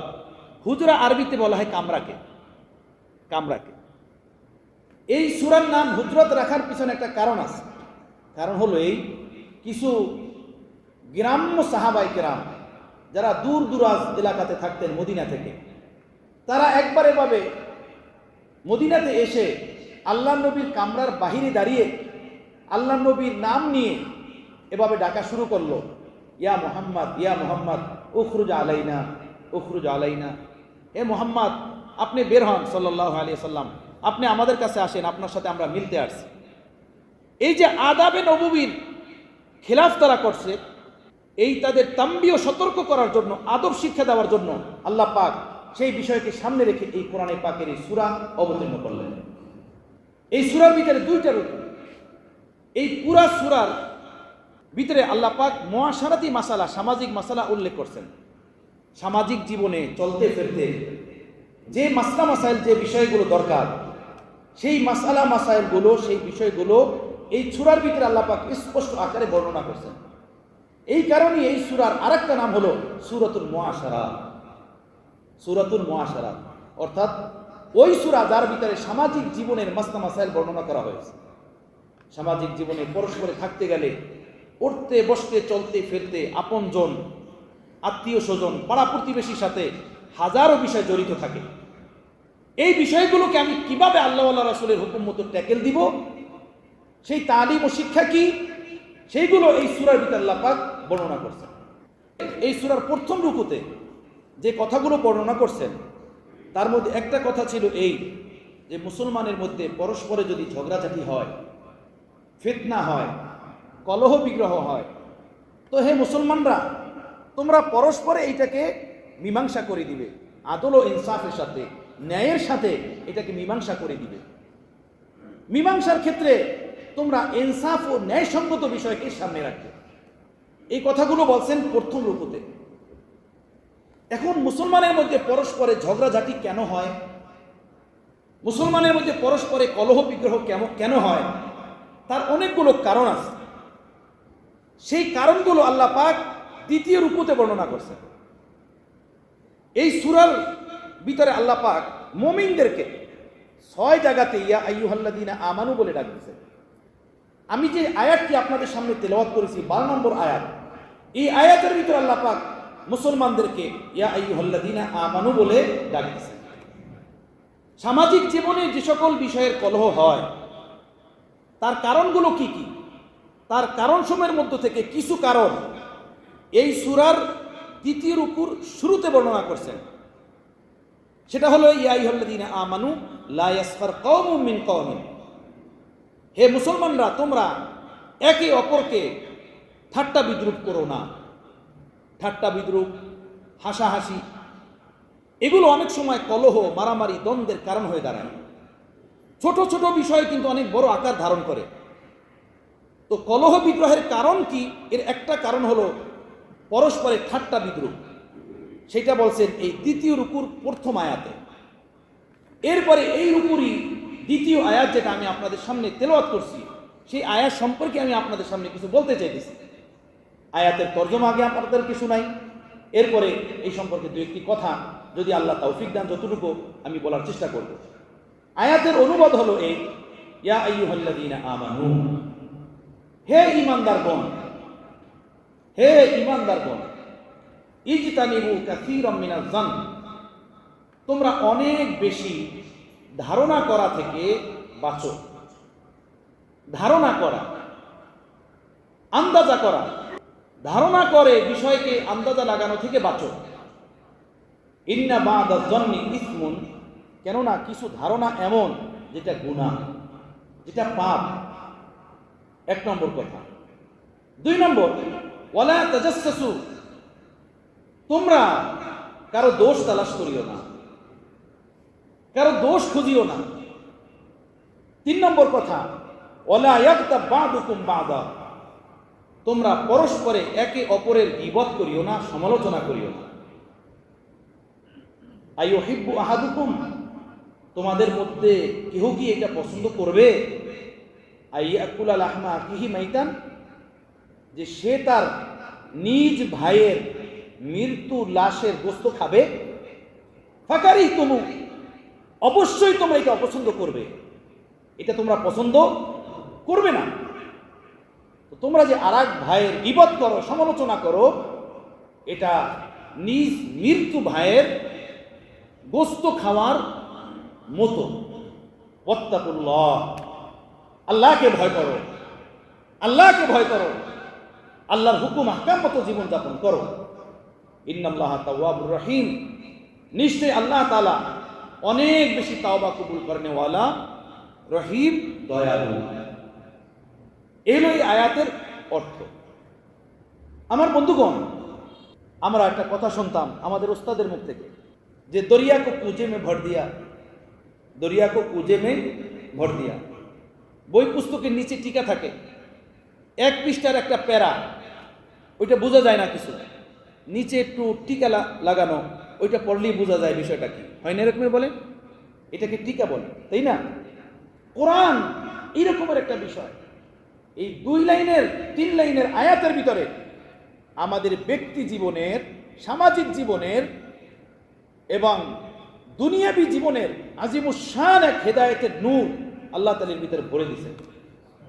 যদি আমাদেরকে আল্লাহ পাক আমলের তৌফিক দান করেন, তো জীবনের ক্ষেত্রে স্বামী স্ত্রীর যে কলহ বিগ্রহ, বাবা মার সাথে যে দ্বন্দ্ব হোক, বন্ধুর সাথে বন্ধুত্ব ভ্রাতৃত্বের ক্ষেত্রে যে দ্বন্দ্ব, সামাজিক জীবনে পাড়া প্রতিবেশীর সাথে যে ঝগড়াঝাটি এবং কলহ, এগুলো একদম জিরোতে নেমে যাবে, এগুলো দূর হয়ে যাবে। এই আয়াতের ভিতরে প্রথমত শব্দ হলো ইয়া আইয়ুহাল্লাযীনা আমানু, হে ঈমানদারগণ। মুফাসসিরিন ইকরাম বলেন এই আমানু শব্দটা মহান রব্বুল আলামিনের পিয়ার মাখা এক শব্দ, ভালোবাসায় ডুবা এক শব্দ। যেভাবে বাবারা, মায়েরা অনেক সময় নিজের সন্তানের নাম নেয় না, নাম না নিয়ে পেয়ারে ছেলে, পেয়ারে বাবু, তাই না, পেয়ারে বৎস, এভাবে ডাক দেন না। তো কোরআনে পাকের ভিতরে মুফাসসিরিন ইকরাম বলেন যেখানেই ইয়া আইয়ুহাল্লাযীনা আমানু বলে আল্লাহ তাআলা ডাক দিয়েছেন, এটা আল্লাহর পেয়ার ভরা ডাক, মহব্বত ভরা ডাক। অর্থাৎ আল্লাহ বুঝাইতে চাইলেন, হে ওই সকল লোক যারা আমি আল্লাহকে বিশ্বাস করো, যাদের অন্তরে আমি আল্লাহর মহব্বত আছে, আমি আল্লাহর বিশ্বাস আছে, যাদের সাথে আমি আল্লাহর মহব্বতের বন্ধন আছে, তোমাদেরকে বলি, অন্যদেরকে না। এই হেদায়েত তোমাদের জন্য, অন্যদের জন্য না। এটা খাস নসিহত, এটা খাস উপদেশ, একদম বিশেষভাবে স্পেশাল তোমাদের জন্য। ইয়া আইয়ুহাল্লাযীনা আমানু, এই হুকুমটা একমাত্র তোমাদের জন্য। তোমাদের জন্য কেন? তোমরা আমার আপন, এজন্য তোমাদেরকে বলি। দেখেন, এই কারণেই এর পরের আয়াত, সেখানে আল্লাহ তাআলা ইয়া আইয়ুহাল্লাযীনা আমানু বলেন নাই, এর পরের আয়াত হলো 13 নম্বর আয়াত। সেই আয়াত আল্লাহ তাআলা বলতেছেন ইয়া আইয়ুহান নাস, হে লোকেরা, হে লোকেরা। কেন বলছেন জানেন? আগের আয়াতটা যে অবতীর্ণ হয়েছে সেটার একটা ভিন্ন কারণ। মক্কার কাফেরের উদ্দেশ্য এই আয়াত অবতীর্ণ হওয়া, সেটা হলো এই যে প্রিয় রাসূল সাল্লাল্লাহু আলাইহি সাল্লাম যখন মক্কা বিজয় করলেন, ফাতে মক্কার দিন আল্লাহ নবী মক্কা মুকাররমাতে ঢোকার পরে বাইতুল্লাহ শরীফের ভিতরে যে 360টা মূর্তি ছিল সেগুলো বের করাইলেন সাহাবাদের দ্বারা। এরপরে হযরত বেলাল রাদিয়াল্লাহু তাআলা আনহুকে বলেন, বেলাল আজান দাও, আমরা নামাজ পড়ব, আজান দাও। হযরত বেলাল যখন আজান দিলেন তো মক্কার এক কাফের বলল, আল্লাহর শুকর যে আমার বাবা আজকে বাইসা নেয়, এই কালা হাবশি গোলাম ও আজকে বাইতুল্লাহ শরীফে আজান দিতেছে, যে ছিল এখানের সবচেয়ে নিকৃষ্ট মানুষ আমাদের সমাজে, ও আজকে বাইতুল্লাহ শরীফের আজান দিতেছে। এইটা যদি আমার বাবা দেখতো তো এমনিতে হাত তুলে মারা যেত। আল্লাহর শুকর যে আমার বাবা বাইসা নেয়, এটা এক কাফের বলছে। আর একজন কাফের, তার নাম হলো হিশাম, সে বলল, এই মুহাম্মদ সাল্লাল্লাহু আলাইহি সাল্লাম আর কোনো মানুষ পায় না, একটা কালা কাউয়া ডেকে হারাম শরীফে আজান দিতে বলল। নাউজুবিল্লাহি মিন যালিক, একটা কালা কাউয়া দেখছেন। আর রাসূল পাক সাল্লাল্লাহু আলাইহি সাল্লামের শ্বশুর আবু সুফিয়ান, উনি তখনও মুসলমান হন নাই, উনি বললেন, আমি এই ব্যাপারে কোনো কথা কব না, আমি কোনো কথা বললেই দেখছি সাথে সাথে মুহাম্মাদের খোদা মুহাম্মাদকে এটা বাতলাইয়া দেয়, আমি বললেই ঝামেলায় পড়বো, আমি কিছু বলবোই না এই ব্যাপারে। এর ভিতরে জিবরাইল আমিন অবতীর্ণ হয়েছে। জিবরাইল আমিন এসে বললেন, ইয়া রাসূলুল্লাহ, ওরা ওই জায়গাতে বসে বসে এই কথাগুলো বলতেছে। আল্লাহ নবী এক সাহাবীরে পাঠিয়েছেন, যা ওদেরকে ডাকো। ওদেরকে ডাইকে নিয়ে আসছেন, বললেন, এই তোমরা কি আলাপচারি করতেছো কত? ওরা 3 জনে এই কথাই স্বীকার গেছে, স্বীকার যাওয়া ছাড়া তো কোনো রাস্তা নাই, স্বীকার গেছে। এরপরে আয়াত নাযিল হইল, ইয়া আইয়ুহান নাস, হে লোকেরা, ইন্না খলাকনাকুম মিন যাকারিন ওয়া উনসা, আমি আল্লাহ তোমাদেরকে এক পুরুষ অর্থাৎ আদম এবং এক নারী অর্থাৎ হাওয়া থেকে সৃষ্টি করেছি। এই তোমরা যত বর্ণের, যত ভাষার, যত গোত্রের, যত রঙের, যত ঢঙের, তোমাদের সকলকে এক বাবা হযরত আদম, এক মা হযরত হাওয়া থেকে সৃষ্টি করেছি। এই সৃষ্টি করার পরে ওয়াজআলনাকুম শুউবান ওয়া কাবাইলা, আমি তোমাদেরকে বিভিন্ন গোত্রে, বিভিন্ন বংশে বেটে দিছি, বিভিন্ন গোত্রে, বিভিন্ন বংশে বেটে দিছি। এ চৌধুরী, এ হাওলাদার, এ মির্দা, তাই না, এ কাজী, যেভাবে আমরা বলি, তাই না। ওখানে ছিল কোরাইশ, ওখানে ছিল খাজরাজ, ওখানে ছিল আউস, বিভিন্ন নামে। তো আল্লাহ তাআলা বলেন, ওয়াজআলনাকুম শুউবান ওয়া কাবাইলা, আমি তোমাদেরকে এক পুরুষ এক নারী থেকে সৃষ্টি করে বিভিন্ন গোত্রে আমি তোমাদেরকে বেটে দিছি। লিতাআরাফু, যাতে করে তোমরা পরস্পরে মারেফাত হাসিল করতে পারো। কিসের মারেফাত? আল্লাহ আপনি এত বড় খালেক ও মালিক, এক বাবা থেকে মা থেকে সৃষ্টি করে আপনি এভাবে কিভাবে করে দিলেন? একই বাপ থেকে সৃষ্টি, এর ভাষা আমি বুঝি না, আমার ভাষা সে বোঝে না, তার রং আমার রং মিলে না, তার দেশ আমার দেশ মেলে না, তার খানা আমার খানা মেলে না, তার চাহনি আমার চাহনি মেলে না, তার ঠোঁট আমার ঠোঁট মিলে না, তার বডি আমার বডি মিলে না। সুবহানাল্লাহ, আপনি কত বড় কারিগর। এই মারেফাত যেন তোমরা হাসিল করতে পারো, আল্লাহকে যেন চিনতে পারো, সেজন্য একই বাবা একই মা থেকে সৃষ্টি করে বিভিন্ন বংশে বিভিন্ন গোত্রে তোমাদেরকে বেটে দিয়েছে। এখন শোনো, কে ধলা কে কালা, কে শিক্ষিত কে অশিক্ষিত, কে ধনী কে গরিব, এটা আমার কাছে কিছু আসে যায় না। আমার কাছে আসে কি জানো? ইন্না আক্রামাকুম ইনদাল্লাহি আতকাকুম, ইন্না আক্রামাকুম ইনদাল্লাহি আতকাকুম, আমার কাছে সম্মানী ওই মানুষ যে তোমাদের মধ্যে সবচেয়ে বেশি পরহেজগার। সুবহানাল্লাহ, যে বেশি পরহেজগার আল্লাহওয়ালা সেই আমার নিকটে সম্মানী। ইন্না আক্রামাকুম ইনদাল্লাহি আতকাকুম ইন্নাল্লাহা আলিমুন খবীর, আল্লাহ তাআলা জানেন এবং খবর রাখেন তোমরা কে কি বলো, কে কি করো, এটা আল্লাহ তাআলা জানেন এবং কি রাখেন, খবর রাখেন। তো দেখেন পরের আয়াতে আল্লাহ পাক ইয়া আইয়ুহান নাস বলছে, সেখানে কাফেররা উদ্দেশ্য। তো বোঝা গেল ইয়া আইয়ুহাল্লাযীনা আমানু যে শব্দ, যে ডাক, এটা আল্লাহ পাকের বড় প্যার ভরা ডাক, বড় মায়া ভরা ডাক, বড় মহব্বত ভরা ডাক। অর্থাৎ এই হুকুমটা তোমাদের জন্য খাস ভাবে। আল্লাহ বলেন ইয়া আইয়ুহাল্লাযীনা আমানু, হে ঈমানদারগণ। এই খাস ভাবে ডাক দিয়ে আল্লাহ আমাদেরকে আয়াতের ভিতরে তিনটা হুকুম দিচ্ছেন, তিনটা জিনিসের, যে তোমরা এই তিনটা জিনিস থেকে বাঁচো। কয়টা জিনিস? কয়টা? তিনটা। এক নম্বর হুকুম যে শোনো, ইজতানিবু, তোমরা পরহেজ করো, বাঁচো, কাসীরাম মিনাজ জন, অনেক বেশি বদ ধারণা করা থেকে, খারাপ ধারণা করা থেকে। কেন? ইন্না বাদাজ জন্নি ইসমুন, কিছু ধারণা এটা গুনাহ, কিছু ধারণা এটা গুনাহ। মানুষকে বদ ধারণা করা, কুধারণা করা, এটা একটা গুনাহের কাজ, যেটা আমরা করি, যেটা আমরা সামাজিক জীবনে, ব্যক্তি জীবনে, যার ভিতরে আমরা পড়ি। কেন পড়বো না? রাসূলুল্লাহ সাল্লাল্লাহু আলাইহি সাল্লাম বলছেন, এই আয়াতেরই ব্যাখ্যা কেমন জানি, এই হাদিস, জন্নু বিল মুমিনিনা খায়রা, হে মুমিনরা, তোমরা পরস্পরে একে অপরের উপরে ভালো ধারণা রাখো, সুধারণা রাখো, বদ ধারণা করিও না, বদ খেয়াল করিও না। জন্নু বিল মুমিনিনা খায়রা, মানুষের উপরে ভালো ধারণা রাখো, ভালো খেয়াল রাখো, খারাপ ধারণা করিও না। এটা একটা গুনাহ। কেন? যদি বদ ধারণা করা হয়, তাহলে সামাজিক জীবনে কলহের ভিতরে লিপ্ত হইতে হবে, ফিতনার ভিতরে লিপ্ত হইতে হবে, সামাজিক জীবনে শান্তিতে বসবাস করা যাবে না। এটা একটা গুনাহের কাজ, হারাম। এটা কোনো মানুষের উপরে দলিল প্রমাণ ছাড়া কোনো বদ ধারণা করা। কিয়ামতের ময়দানে হাদিসে আসছে, আল্লাহ তাআলা জিজ্ঞেস করবেন যে তুমি যে আমার এই বান্দা সম্পর্কে খারাপ ধারণা দিলের ভিতরে তৈরি করছিলা, তোমার কাছে কোনো দলিল আছিল?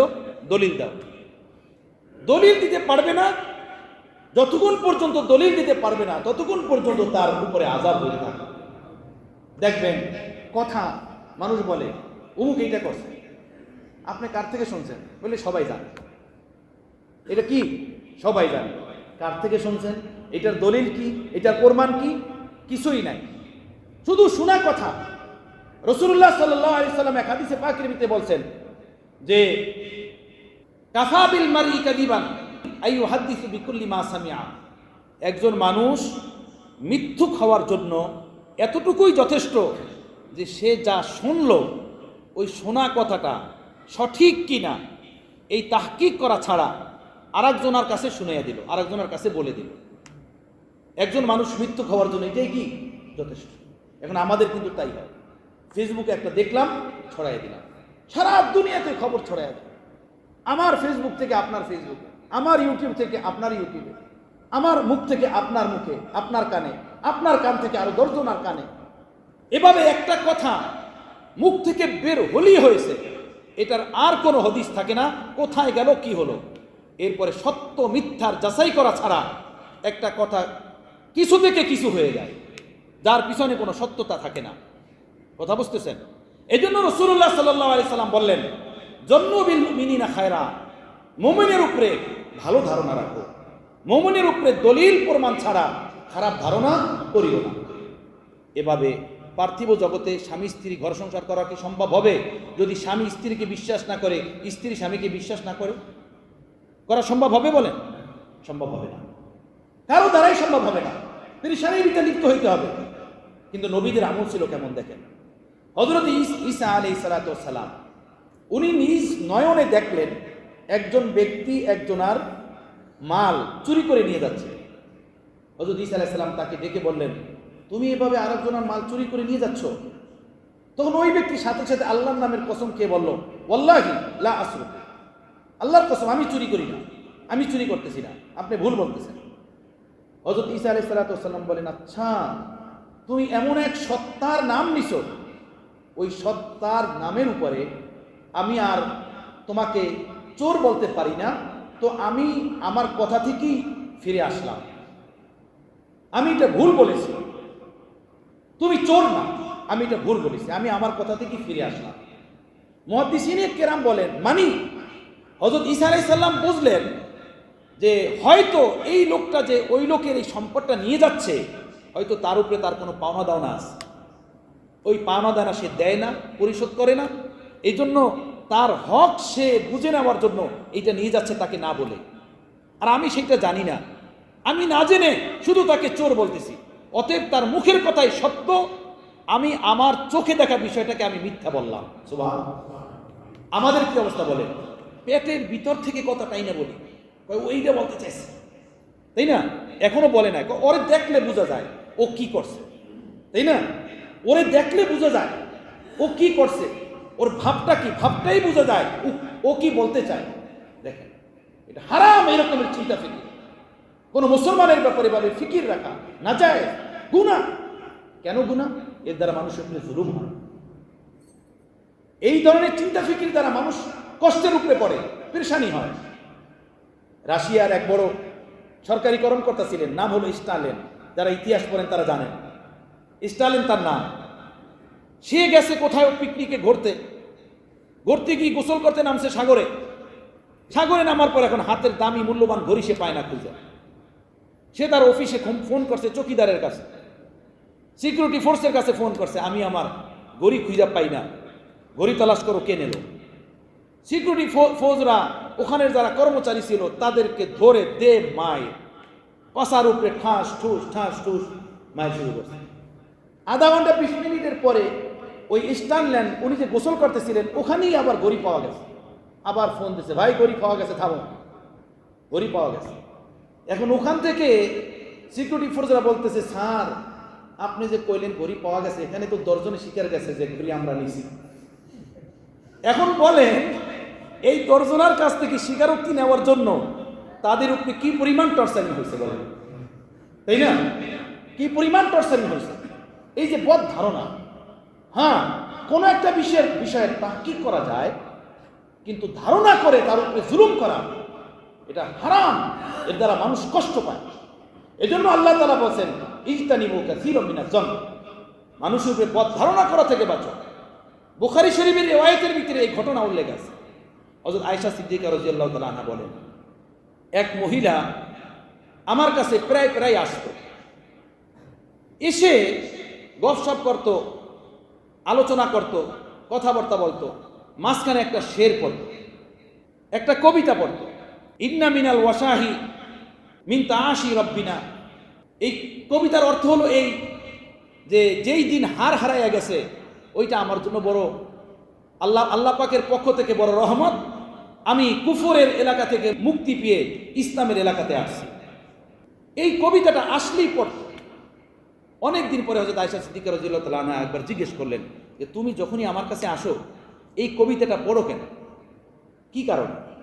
পরে ওই মহিলা বলল, আমি জান একটা ঘটনা ঘটছে আমার সাথে। ঘটনা কি? বলে, আমি যে এলাকায় থাকতাম কাফেরদের এলাকা, ওই বস্তিতে একবার একটা মেয়ের হার হারানো হয়েছে।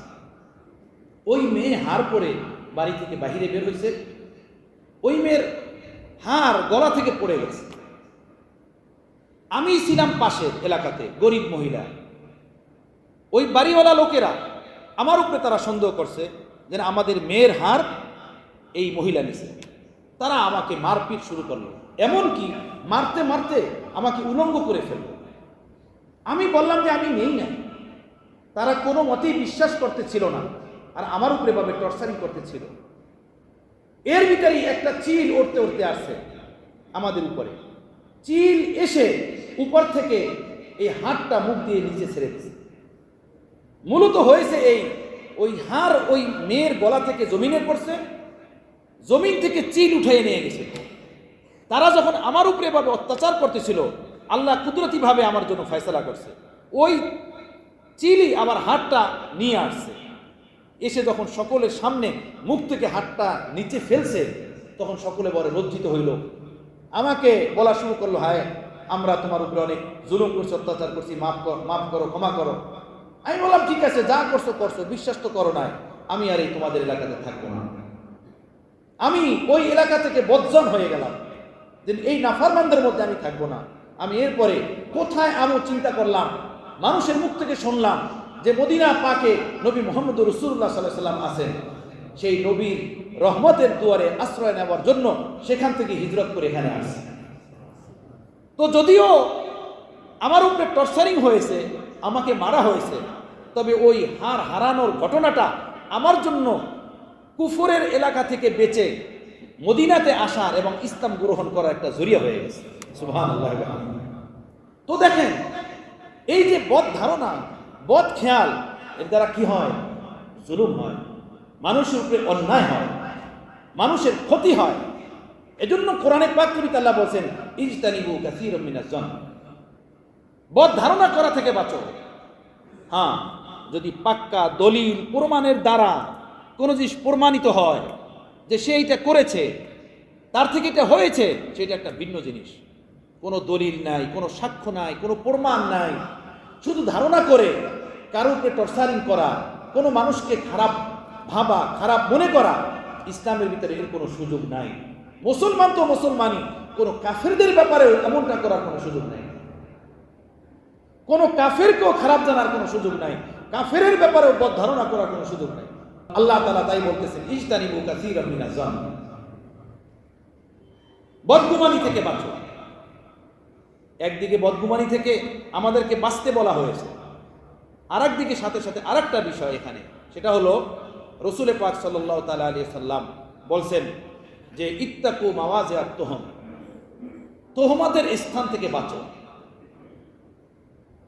বদগুমানি করা যাবে না, কেহ আমার উপরে বদগুমানি করুক এমন কাজও করা যাবে না, এইটাও নিষেধ।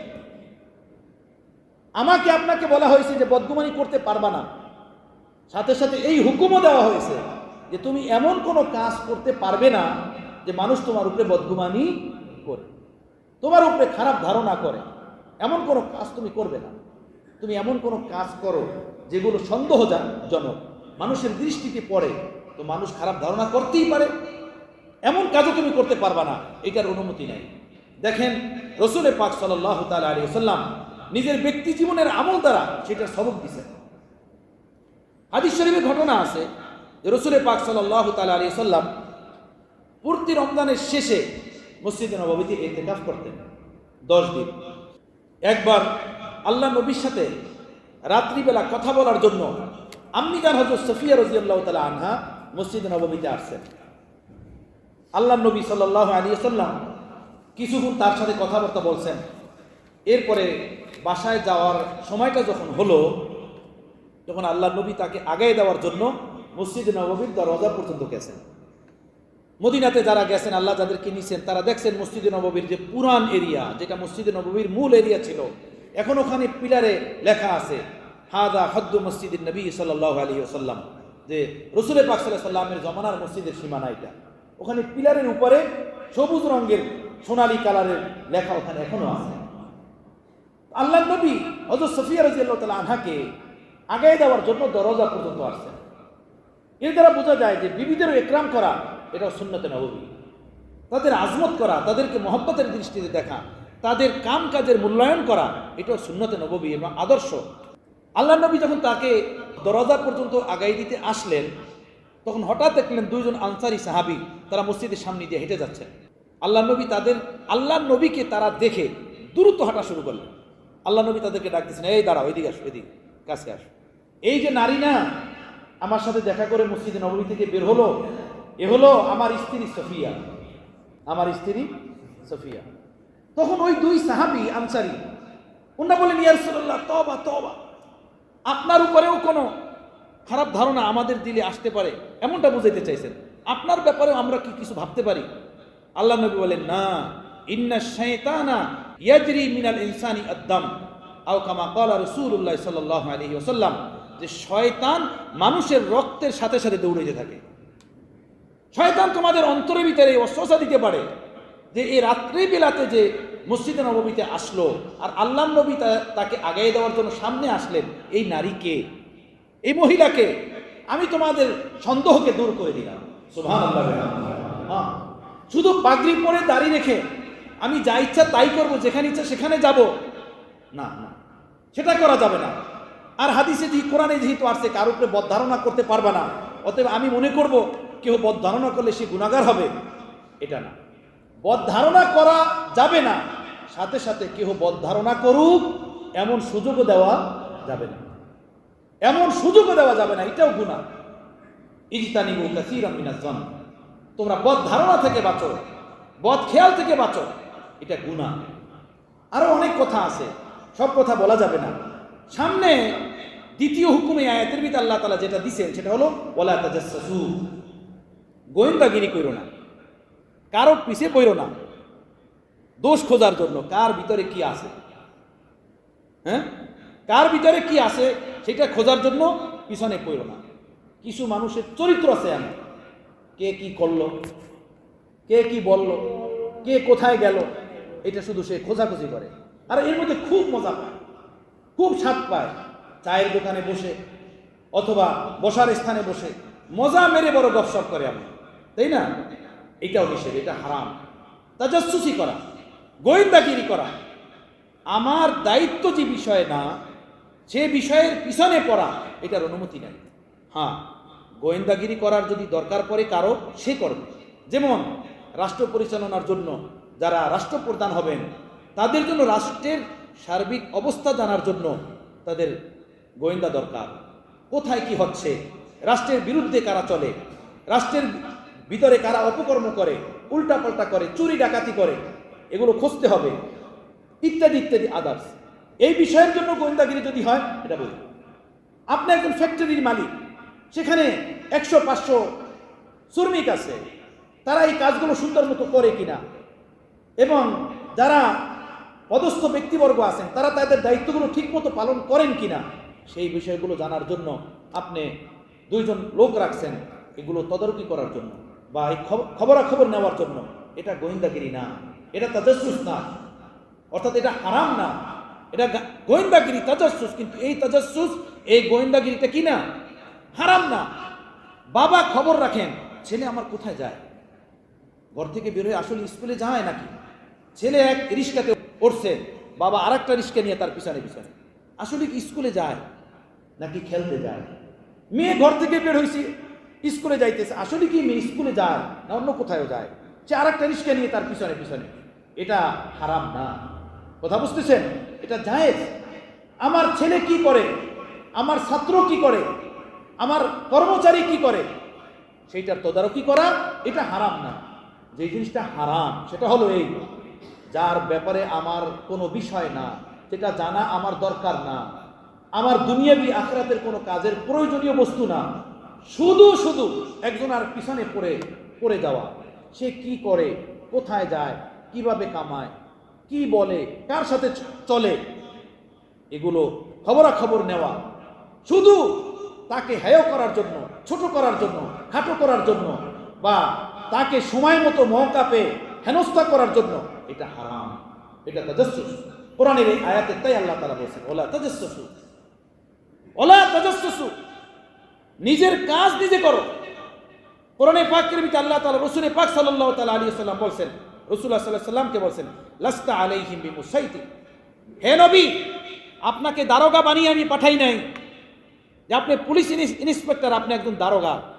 কে নামাজ পড়লো, কে পড়লো না, কে যাকাত দিল, কে দিল না, কে কি করলো না, আপনি তাদের বাসা বাড়িতে গিয়ে গিয়ে খবর নেবেন, এই কাজ আপনার না। আপনি আমার আহকামাত তাদেরকে শুনিয়ে দেন, যে মানবে মানবে, যে মানবে না মানবে না। লাস্তা আলাইহিম বিমুসাইতির, কথা বুঝতেছেন? ঠিক আমাদেরও তাই হুকুম, যাদের ব্যাপারে আমার কোনো বিষয় না, তাদের ব্যাপারে জানতে যাওয়া, এটা নাজায়েজ এবং গুনাহ। কেন গুনাহ? জানতে গিয়ে দেখা যায় কখনো এমন হয় পূর্ণাঙ্গ বিষয়টা জানা যায় না, তাই না? অর্ধেক জানলো, 50% জানলো, সে আইসা বাকিটা ধারণা করে বললো যে এই হইতেছে, এই হচ্ছে, দেখে গেল তা না। এর দ্বারা হয় ফিতনা, এর দ্বারা হয় মারামারি, এর দ্বারা হয় কেস মোকদ্দমা, এর দ্বারা হয় দ্বন্দ্ব।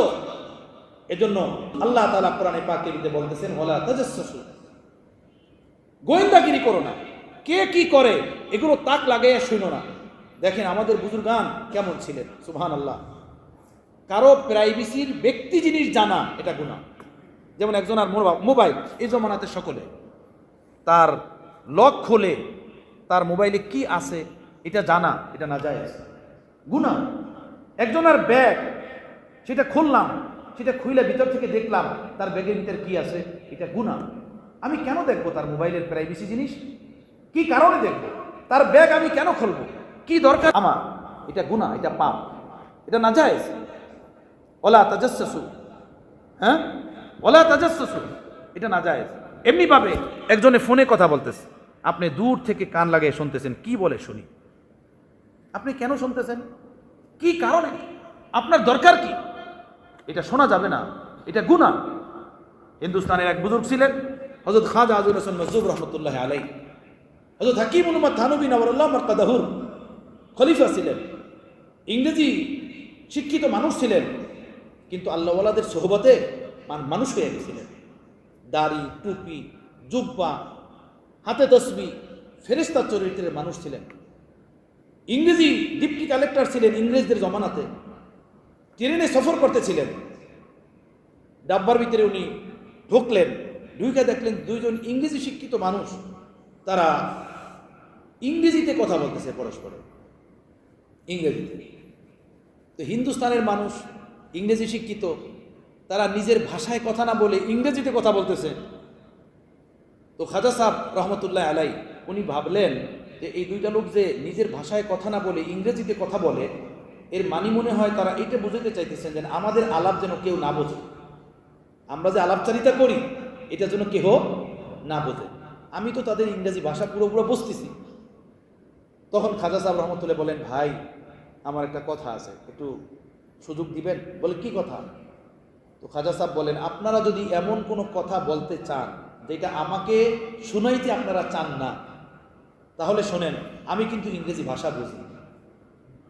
আপনারা যে ইংরেজিতে কথাবার্তা বলতেছেন এটা আমি পুরা বুঝি। আমাকে না শোনানো যদি আপনাদের উদ্দেশ্য থাকে তাহলে আপনাদের সতর্কতার সাথে কথা বলা উচিত এবং আপনাদের এটা খেয়াল রাখা উচিত আমি কিন্তু ইংরেজি ভাষা বুঝি। কথা বুঝতেছেন? সুবহানাল্লাহ। দেখেন, আমরা হলে কি করতাম? কান লাগিয়ে চুপচাপ শুনতাম, কি বলে শুনি, কি হচ্ছে শুনি। আমার দরকার কি? আরেকজনের পিছনে পড়ার দায়িত্ব আমাকে কে দিছে? আরেকজনের গোয়েন্দাগিরি করার আমার প্রয়োজনটা কি? হযরত মাওলানা রশিদ আহমদ গঙ্গোহী রহমতুল্লাহ আলাই এই হিন্দুস্তানের বিশাল বড় এক আলেম দ্বীন এবং ওলিয়ে কামেল, উনি ভাবে এক জায়গাতে শুয়েছিলেন, দুইজন ব্যক্তি আলাপ করতেছে। হযরত ভাবলেন যে এই দুইজন ব্যক্তির কথাবার্তার দ্বারা বোঝা যাইতেছে যে এরা মনে করতেছে আমি ঘুমানো। এরা দুইজনে কানে কানে আস্তে আস্তে কথা বলে, কিন্তু কথার আওয়াজ পুরো বোঝা যায়।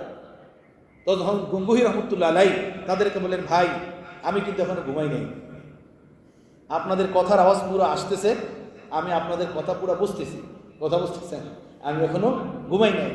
অতএব আমাকে না শোনানোর উদ্দেশ্য হলে আপনারা কথা সেভাবে বলেন। সুবহানাল্লাহ। কেমন ছিলেন আউলিয়া কেরাম, কেমন ছিলেন ওলামায়ে কেরাম, কেমন ছিলেন বুজুর্গানে দিন। আমাদের চরিত্র কেমন, আমাদের হালাত কেমন? আরেকজনের প্রাইভেসি জিনিস জানতে পারলে নিজের কাছে গৌরব লাগে, নিজের কাছে ভালো লাগে। আরেকজনকে হেয় করতে পারলে, ছোট খাটো করতে পারলে নিজের কাছে ভালো লাগে। হযরত আব্দুল্লাহ ইবনে ওমর বলেন, আমি প্রিয় নবী সাল্লাল্লাহু তাআলা সাল্লামের সাথে বাইতুল্লাহ শরীফের তাওয়াফ করতেছিলাম, হঠাৎ আল্লাহর নবী দাঁড়ালেন, দাঁড়িয়ে বললেন বাইতুল্লাহর দিকে হাত উঠাইয়া, হে বাইতুল্লাহ, শোনো, তুমি অনেক সম্মানী, অনেক মুআজ্জাম ও মুকাররাম, কিন্তু তুমি যতটা সম্মানী, তোমার থেকেও সম্মানী একজন মুসলমানের জান, মাল এবং তার ইজ্জত। তুমি যতটা সম্মানী, তোমার থেকেও বেশি সম্মান রাখে একজন মুসলমানের জানের, মালের এবং সম্মানের। সুবহানাল্লাহ, সুবহানাল্লাহ। আমাদের কাছে কোনো মানুষের সম্মান নাই, ইজ্জত নাই। মানুষকে অসম্মান করার জন্য তাদের পিছনে পড়ে থাকি। ভাইরা, বহুত ভয়ঙ্কর জিনিস এগুলো, বহুতই ভয়ঙ্কর জিনিস, মাহরুমি জিনিস। আল্লাহ তাআলার বড় মেহেরবানি, আল্লাহ তার পবিত্র কালামে আমাদেরকে নিষেধ করছেন, ওলা তাজাসসু, কারো গোয়েন্দাগিরি করিও না, কারো পিছনে পড়িও না। এটা হলো দ্বিতীয় জিনিস, ওলা তাজাসসু, গোয়েন্দাগিরি করিও না, কারো দোষ ত্রুটি তালাশ করিও না। তৃতীয় জিনিস, ওলা ইয়াগতাব বা'দুকুম বা'দা, একে অপরের সমালোচনা করিও না, গীবত করিও না। যাত্রাবাড়ির প্রিন্সিপাল আমাদের ওস্তাদ হযরত মাওলানা মাহমুদুর হাসান সাহেব, উনি বলতেন গীবাত, গীবাত অর্থাৎ পরনিন্দা, এ গীবাত এখন গীবাত রয় না, এটা ঘি ভাত হয়ে গেছে। ঘি ভাত, গরম ভাত আর যদি ভালো মানের ঘি হয়, খাইতে অনেক মজা না? তো হুজুর আমাদেরকে বলতেন গীবাত এখন গীবাত রয় না, এটা ঘি ভাত হয়ে গেছে, এটা বড় মজা নিয়ে করে। আরো হুজুর আরো বলতেন যে এই গীবাত এটা হলো ভিআইপি গুনাহ। কি গুনাহ? ভিআইপি গুনাহ। হুজুর বলতেন ভিআইপি গুনাহ এই জন্য যে এই গুনাহ হলো নামাজিদের, এই গুনাহ হলো ইমামদের, মাদ্রাসার হুজুরদের, যারা তাবলিগি সাথী তাদের, যারা পীর ভাই তাদের, যারা মসজিদে বসে তাদের। তারা মসজিদে বসে গীবত করে, মাদ্রাসায় বসে গীবত করে, হ্যাঁ, আল্লাহর ঘরে বসে সমালোচনা করে আর বলে ওর মুখের উপরে বলে দেবে, ওর মুখের উপরে বলতে পারবে, এইভাবে বলে। কথা বুঝতেছেন? আল্লাহ নবী সাহাবায়ে কেরামদেরকে বললেন তোমরা গীবত করিও না। এক রিওয়ায়াতে আছে এটা। তখন এক সাহাবী জিজ্ঞেস করলেন, ইয়া রাসূলুল্লাহ, গীবত কাকে বলে? গীবত কাকে বলে? আল্লাহ নবী বললেন, যিকরুকা আখাকা মা ইয়াকরাহু। গীবত হলো তোমার ভাইয়ের ওই আলোচনা যেটা সে শুনলে কষ্ট পাবে, যে আমার এই বিষয় নিয়ে তারা আলোচনা করে, আমার এই বিষয় নিয়ে তারা ভাবে, ফিকির করে, ওইটাকে বলে গীবত। ওই সাহাবী বললেন, ইয়া রাসূলুল্লাহ, আমি যদি ওই বিষয় নিয়ে আলোচনা করি যেটা তার ভিতরে আছে, ওই দোষ তার ভিতরে আছে, ওইটা নিয়ে আমি আলোচনা করতেছি। রাসূলুল্লাহ সাল্লাল্লাহু আলাইহি ওয়াসাল্লাম বলেন, হ্যাঁ, যেইটা তার ভিতরে আছে ওইটা নিয়ে যদি আলোচনা করো তখন হয় ওইটা গীবত। আর এমন কথা যদি বলো যেটা তার ভিতরে নাই, তখন এটা গীবত না, এটা আরো ভয়ঙ্কর, এটাকে বলে তোহমত। কি বলে? তোহমত। এটা আরো বড় গুনাহ, এটা আরো বড় গুনাহ, এটা হলো তোহমত। আমাদের গীবত পর্যন্ত থাকে না, এটা তোহমত পর্যন্ত চলে যায়। শুনা শুনি একজন মানুষের বিরুদ্ধে মিথ্যা কথা বলে দেওয়া, ভাইয়ের বিরুদ্ধে মিথ্যা কথা বলে দেওয়া, বোনের বিরুদ্ধে বলে দেওয়া, কর্মচারীর বিরুদ্ধে বলে দেওয়া, শুধু মিথ্যা অপবাদ, মিথ্যা অপবাদ। কথা বুঝতেছেন? এটা কত সঙ্গীন গুনাহ, এর ভয়াবহতা স্বয়ং আল্লাহই কোরআনে পাকের মধ্যে বলতেছেন যে তোমাদের মধ্য থেকে কেহ কি এটা পছন্দ করো বা করবে তোমরা নিজের মৃত্যু ভাইয়ের মাংস চাবিয়ে চাবিয়ে খাবে? কেহই তুমি এটা পছন্দ করবে না। তো শোনো, গীবত করা এটা এমন যেমন আপন মৃত্যু ভাইয়ের মাংস চাবাই চাবাই খেলো, এমন গুনাহ। আর এক হাদিসে আল্লাহ নবী বলছেন, আল গীবাতু আশাদ্দু মিনাজ জিনা। গীবত, পরনিন্দা, অন্য ভাইয়ের, অন্য মানুষের দোষ চর্চা যেটা তার ভিতরে আছে ওইটারই আলোচনা তার অগোচরে, এটা জেনার থেকেও খারাপ গুনাহ, জেনার থেকেও ভয়ঙ্কর গুনাহ। একজন মানুষ নাউজুবিল্লাহ জেনা করার কল্পনাও করতে পারে না, তার অন্তরাত্মা কাঁপে, কিন্তু একজন নামাজি মানুষ মসজিদে বসে সে দিদারসে গীবত করে, জামাতে গীবত করে। কথা বুঝতেছেন? হাজি মানুষ, আলেম মানুষ, তার জবান গীবত থেকে পাক না।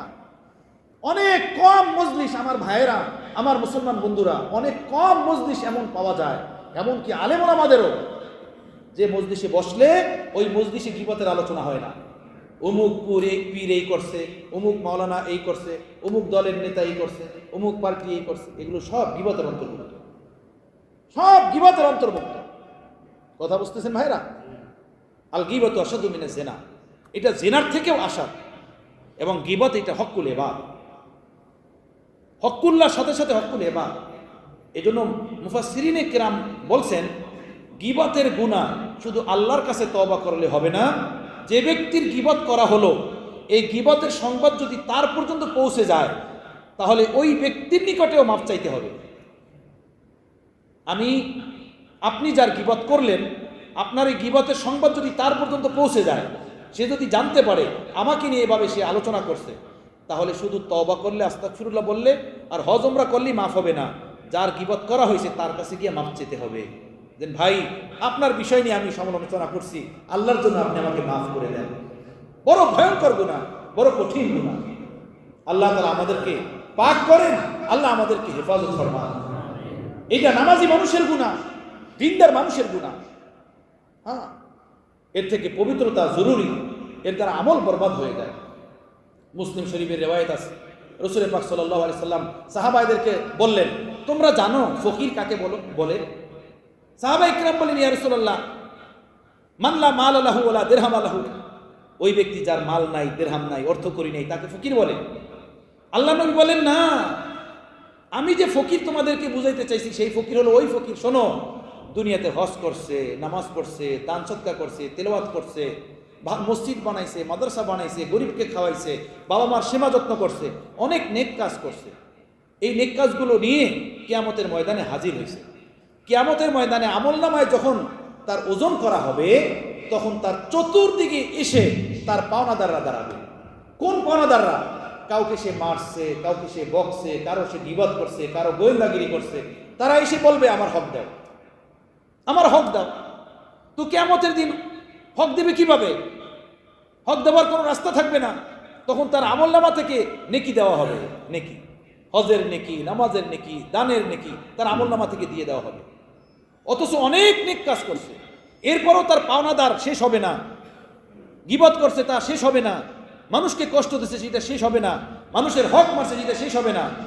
পরে তার আমল নামায় ওই মানুষ যাদের হক মেরে দুনিয়া থেকে আসছে তাদের গুনাহ উঠিয়ে দেওয়া হবে, গুনাহ উঠিয়ে দেওয়া হবে না। এরপরে নিজের গুনাহ এবং দুনিয়াতে যাদের হক নষ্ট করছে তাদের গুনাহ, এই উভয়ের গুনাহ নিয়ে জাহান্নামের দিকে সে হাঁটবে। আমার উম্মতের মিসকিন হলো তারা। নাউজুবিল্লাহ। ইমামে আবু হানিফা রাহমাতুল্লাহ আলাইহি বলেছেন, আলহামদুলিল্লাহ, কিয়ামতের দিন অন্য অন্য আমল সম্পর্কে আমি আর কিছু জানি না, আল্লাহর দরবারে কি হবে না হবে। তবে যেদিন থেকে জানছি গীবত করা গুনাহ, আমি সেদিন থেকে আমার জবানের উপরে এমনভাবে তালা দিয়েছি, কিয়ামতের দিন আল্লাহর দরবারে গীবত সম্পর্কে আমার জবাবদিহিতা করতে হবে না। সুবহানাল্লাহ, সুবহানাল্লাহ। আমার ভাইরা পারবো এভাবে? পারবো? হিম্মত করা যায়? কারো গীবত করব না, কারো গোয়েন্দাগিরি করব না, কারো ব্যাপারে খারাপ ধারণা করব না। এই যে আয়াতের ভিতরে তিনটা হেদায়েত আল্লাহ আমাকে আপনাকে দিলেন, আমরা আমল করতে রাজি আছি ইনশাআল্লাহ? আমি রাজি আছি, আপনারা কে কে রাজি আছেন? আল্লাহ আপনি সকলকে কবুল ফরমান, আল্লাহ হাতগুলোকে কবুল ফরমান, সারা জীবনে ভাবে চলতে পারে আপনি তৌফিক দান করেন। এক নম্বর কি? কারো ব্যাপারে কোনো বদ ধারণা করব না। দুই নম্বর হলো কারো দোষ ত্রুটি তালাশ করব না। তিন নম্বর কি? কারো কোনো গীবত করব না। আল্লাহ নিজ মেহেরবানিতে আমাকে, আপনাকে, আমাদের সকলকে কবুল ফরমান। ওয়া আখিরু দাওয়ানা আলহামদুলিল্লাহি রাব্বিল আলামিন। দোস্ততা দান করেন। আলহামদুলিল্লাহি রাব্বিল আলামিন। ওয়াসসালাতু ওয়াসসালামু আলা সাইয়্যিদিল মুরসালিন ওয়া আলা আলিহি ওয়া আসহাবিহি আজমাইন। রব্বানা যালামনা আনফুসানা ওয়া ইন লাম তাগফির লানা ওয়া তারহামনা লানাকুনান্না মিনাল খাসিরিন। রব্বানা ফাগফির লানা যুনুবানা ওয়া কাফির আন্না সাইয়্যাতিনা ওয়া তাওয়াফানা মা'আল আবরার। ইয়া হাইয়্যু ইয়া কাইয়্যুম বিরহমাতিকা নাস্তাগীস أصلح لنا شأننا كله ولا تكلنا إلى أنفسنا طرفة عين. اللهم حبب إلينا الإيمان، اللهم حبب إلينا الإيمان وزينه في قلوبنا وكره إلينا الكفر والفسوق والعصيان. يا ذا الجلال والإكرام، يا ذا الجلال والإكرام، يا رجاء المؤمنين لا تقطع رجاءنا، يا قياس المستغيثين غثنا، يا معين المؤمنين أعنا، يا محب التوابين تب علينا. আয় আল্লাহ, আপনি আমাদের এই তাফসীরুল কোরআন মাহফিলকে কবুল করে নেন। আল্লাহ, আপনার কোরআন থেকে, পীর নবীর হাদিস থেকে, ওলামা আউলিয়াদের জীবনী থেকে যে কথাগুলো আমরা বললাম ও শুনলাম, আপনি কবুল ফরমান। ভুল ত্রুটি মাফ করে দিয়ে হাদিয়াগুলো শোনার মদিনায় পৌঁছে দেন। সাহাবায়ে কেরাম, তাবিঈন, তাবা তাবিঈন, আইম্মায়ে মুজতাহিদিন, বুজুর্গানে দ্বীন, আমাদের পিতা মাতা, দাদা দাদি, নানা নানি, শ্বশুর শাশুড়ি, ভাই ব্রাদার, বন্ধু বান্ধব, বংশবলী, নিকটবর্তী, দূরবর্তী, আল্লাহ সকলের আমলনামায় সওয়াব পৌঁছে দেন। আল্লাহ সকলকে আপনি জান্নাতবাসী করে দেন। প্রিয় নবীর যত উম্মত এই দুনিয়াতে বেঁচে আছেন সকলকে আপনি মাফ করে দেন। যারা কবরবাসী তাদেরকে জান্নাত নসিব করে দেন। আমাদের মধ্যে যারা অসুস্থ, সুস্থতা দান করেন। আপনারা এক বান্দি দোয়া চেয়েছেন, আল্লাহ তার অপারেশন হবে, আল্লাহ আপনি তার অপারেশনকে সাকসেসফুল ফরমান, তাকে সম্পূর্ণ সুস্থ করে দেন। আমাদের বাসা বাড়িতে আপনজন, ছেলে মেয়ে, মা বাবা যারাই অসুস্থ, যারা রোগগ্রস্ত, সকলকে রোগ থেকে, অসুস্থ থেকে মুক্তি দান করে দেন। আল্লাহ এই তাফসীরকে আপনি কবুল করে নেন, আমাদের জন্য হেদায়েতের জরিয়া বানান। যে কথাগুলো আপনি আমাদেরকে বলেছেন, আল্লাহ এই তিনটি কথা এর উপরে আমাদেরকে শতবার সারাটি জীবন আমলের তৌফিক দান করেন। যার দিলে যে নেক আশা আছে, আল্লাহ তার দিলে নেক আশা আপনি পূরণ করেন। যে যা চায় আল্লাহ আপনি তাকে তা দিয়ে দেন। আল্লাহ কাফের বেঈমানদেরকে এই দুনিয়ার ধন দৌলত আপনি কত দিয়েছেন, আল্লাহ এই মুসলমান ভাইয়েরা যে যা চায়, যার যা দরকার আপনি তাকে তা দিয়ে দেন। আল্লাহ যার অভাব তার অভাব দূর করেন, যার ঋণ আছে তার ঋণ আদায়ের ব্যবস্থা করেন। আল্লাহ যার ইনকাম সোর্স কম তার ইনকাম সোর্স বাড়িয়ে দেন। যার ঘর নাই তাকে ঘর দেন, যার বিবি নাই তাকে বিবি দেন। আল্লাহ যার ছেলে নাই তাকে ছেলে দেন, যার মেয়ে নাই তাকে মেয়ে দেন।